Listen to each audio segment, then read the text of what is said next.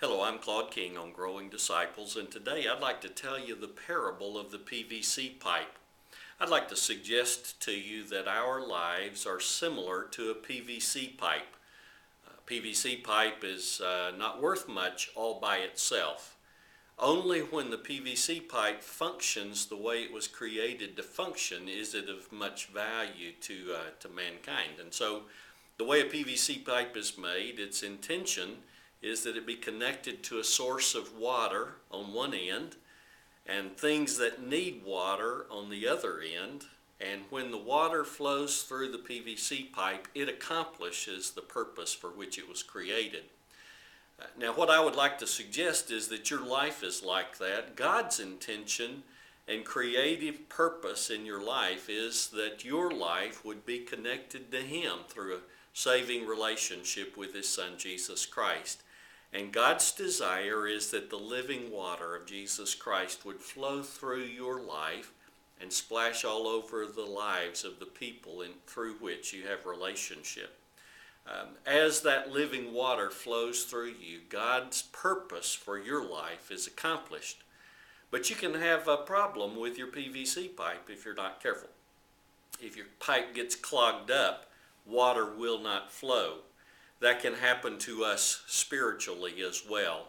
If you allow the impurities of the world, idols of the heart that distract you from your first love for the Lord, sinful behaviors, unforgiveness, things that clog up your life, the living water is not going to flow freely through you, and your very behavior will limit how God will be able to use your life to touch the lives of others.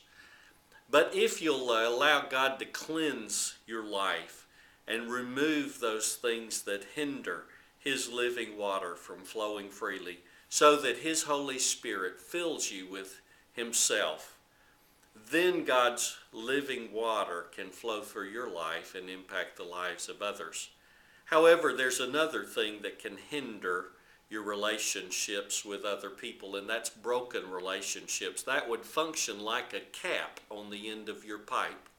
If you've got broken relationships with people through which you have relationship, those broken relationships can hinder the gospel being shared clearly with those individuals.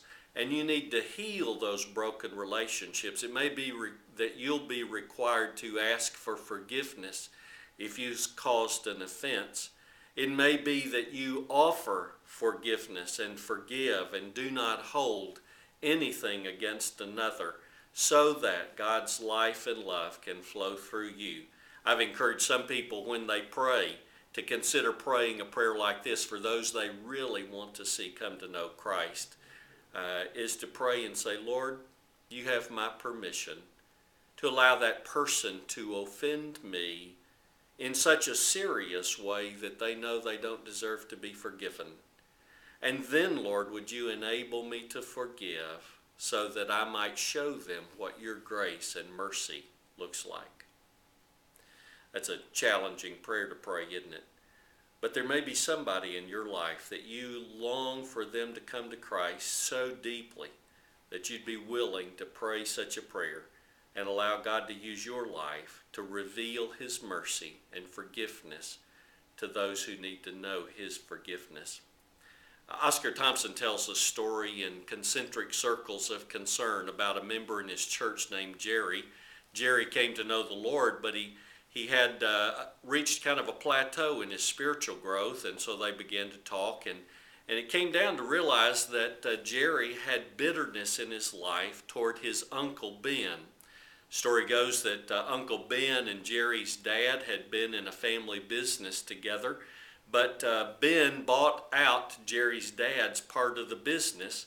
Uncle Ben went on to become very prosperous and wealthy. On the other hand, Jerry's dad struggled from job to job and died of a heart attack, and so Jerry grew up poor. And he and his family resented Uncle Ben, though it's possible Uncle Ben didn't do anything wrong in that process. But Oscar shared with Jerry, said, Jerry, God won't allow you to hold on to those kind of that kind of bitterness, it's going to affect your relationships. You need to forgive your Uncle Ben. And so Jerry forgave his Uncle Ben for whatever might have been present there. But he wrote his Uncle Ben a letter, and he said, Uncle Ben, I have become a Christian, and I realize that I've had some bitterness in my heart toward you, and that's caused me to stand off and not have a relationship with you as a family member. And I want to ask you to forgive me for the way I've behaved. I realize God doesn't tolerate that kind of behavior from me. And he asked his Uncle Ben for forgiveness. He got a letter back from his Uncle Ben. He said, I've not understood why you all have treated me the way you have, but it sure would be nice to have family again. Uncle Ben's birthday came along, and Jerry sent him a birthday card, and he got a letter back from Uncle Ben thanking him for the card. He said, it sure is nice to have family again. Christmas came along, and Jerry decided to boldly share his faith. He wrote a letter to his Uncle Ben and sent him a Bible. This time he didn't get a letter back, and he thought, oh no, I've gone too far too fast. Uncle Ben wasn't ready for that. But a few months later, he got a letter from his Uncle Ben. And his Uncle Ben said, Jerry, I apologize for not sending you a thank you note earlier for the Bible. I thought I ought to read it first.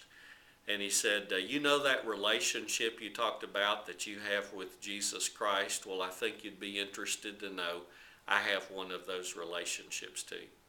What happened with Uncle Ben and Jerry is that Jerry uncapped his pipe by reconciling a broken relationship. And when he got the relationship right, the living water of Christ could flow through his life and touch the life of his Uncle Ben.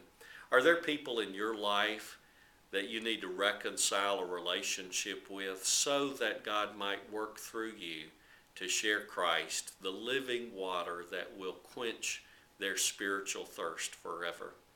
I pray that you'll allow God to clean out your pipe, reconcile broken relationships, so that your life will accomplish God's purposes He intended for you.